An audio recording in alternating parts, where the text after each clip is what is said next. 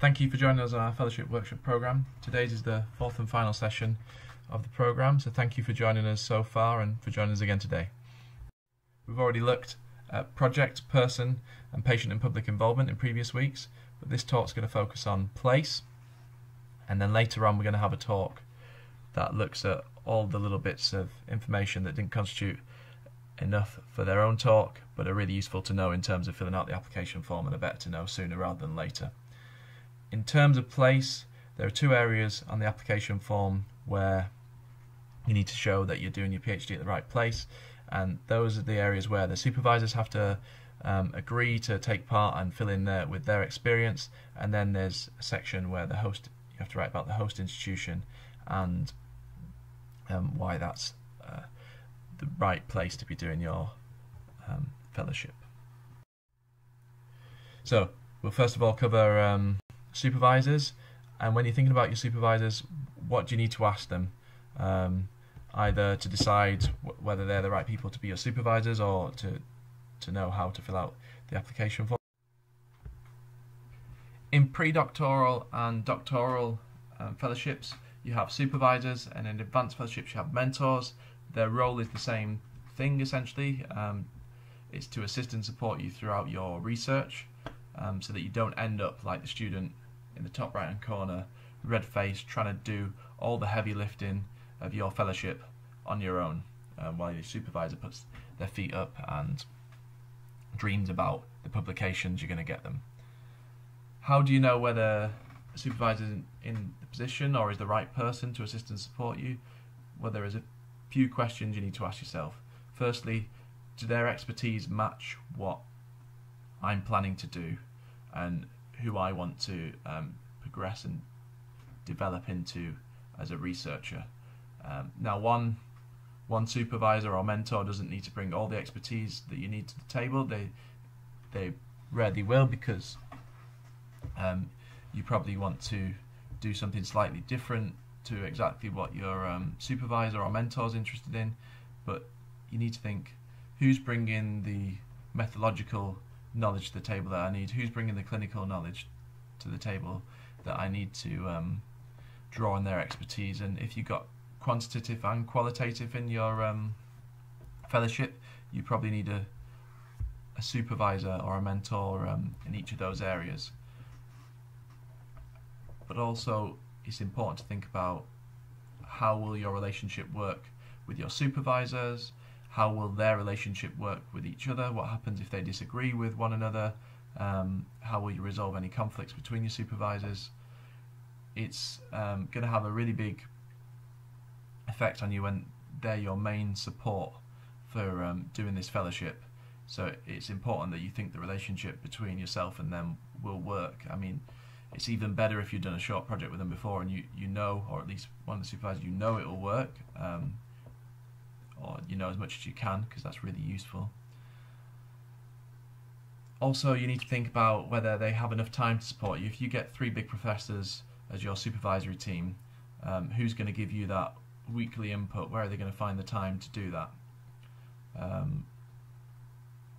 Sometimes it can be useful to have a few people at different stages of their career. I know I had 2 professors as my second and third supervisor when I did a PhD, and I had a senior lecturer as my primary supervisor, and she was able to give me a lot of time that the professors weren't able to give, and they could give me, you know, sort of more overarching support in terms of the direction of the PhD every month or 2, but the main bulk of the support came through my primary supervisor. So that's useful to think about, and that brings us on to the next point. How will the arrangements work? How often do you plan to see them? Who's going to input into what? It's a useful question, but I don't think you can answer that on your own. You need to ask your supervisors or your potential supervisors those questions. And the final one you need to think about is how many students have they supervised to completion, Masters and PhD, and how many are they currently supervising, because this feeds into the have they got time to support you, but also have they got the experience to support you in terms of going through to the completion of your fellowship.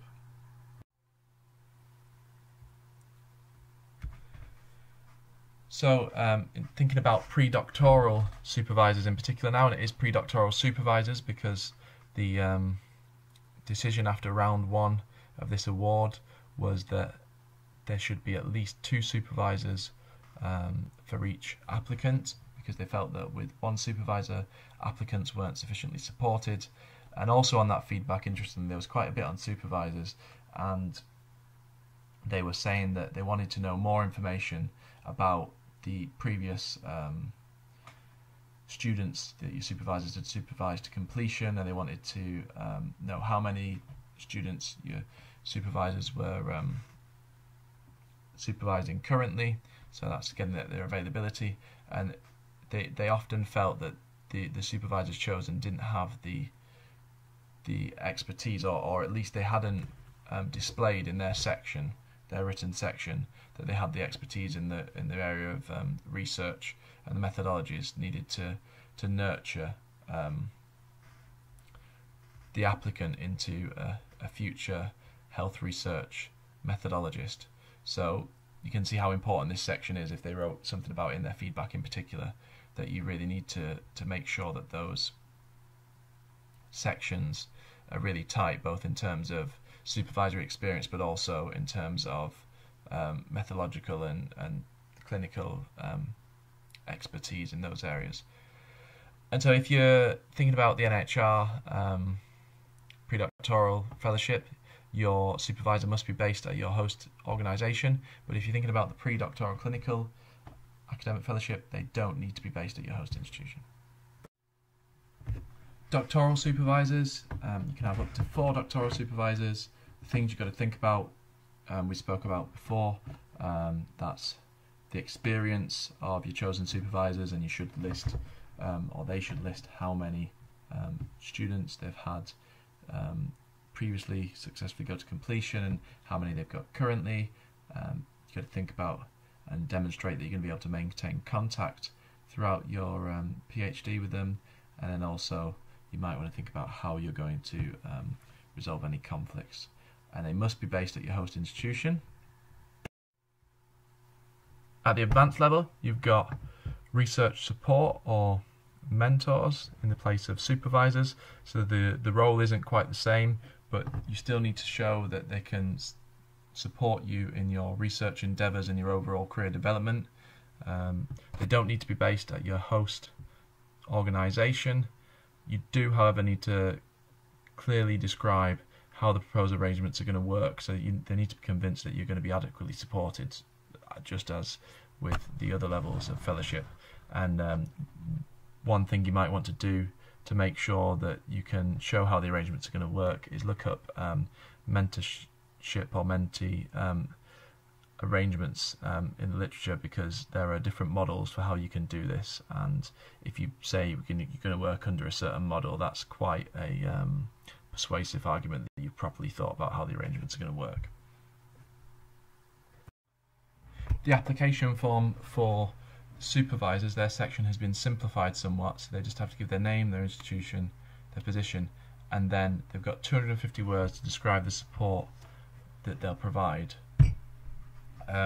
So it's really important here that you don't fall into some of the common traps, and that's listing all their expertise that aren't related to what you want to do and the expertise that you want to develop, that you don't forget to mention how many masters and doctoral students they've had successfully go to completion, and how many they've currently got, and how you're going to maintain contact with one another, your arrangements for that, because these are all things that are highlighted in the guidance as being things that they want to come in here. So make sure that you say, you know, this person's got expertise in this area, and they will therefore enable me to carry out this part of my PhD.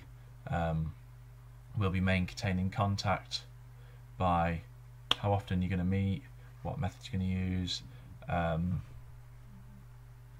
then also if there is a weakness, like they haven't supported that many students, or they haven't supported any students to PhD completion before, and they're a PhD supervisor, then this is where you can bring in something like, although they haven't supported a doctoral candidate before, they've supported lots of, so say 10 masters students, and professor, whoever that's your second supervisor, has a lot of experience in this and will provide the expertise in going through the process of the PhD, or something like this, where you can, don't just, if you have an issue, hide it. Say how you're going to address it, and really focus on the things that they're concerned about in the guidance and the things that we just looked at in this section. There's no point writing a load of stuff about how great this supervisor is and not answering the question of how they're going to support you.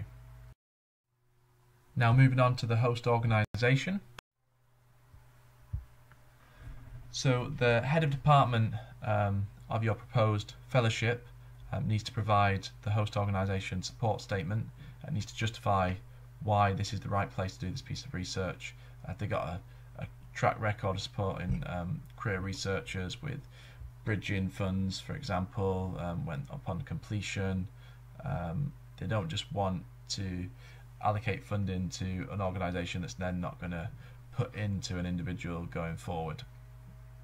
So the thing I would say about this is that it should be tailored to your fellowship, proposed fellowship, as an individual, and the best way to make sure that it's tailored to your fellowship as an individual is to give some details to the person writing it. Obviously speak to your supervisors because they know how it works within your department, but you need to give people time to be able to do that sort of thing. People that are heads of department, obviously it goes without saying, are quite busy, but for you it's one of the things that's lower down the form and you can just forget about it until the last minute. So I would say get on that earlier than you think, because it creeps up on you. We're now going to move to the breakout rooms, where our RDS advisors will be ready to answer specific questions you have on the fellowships that you're going for. Thank you for listening.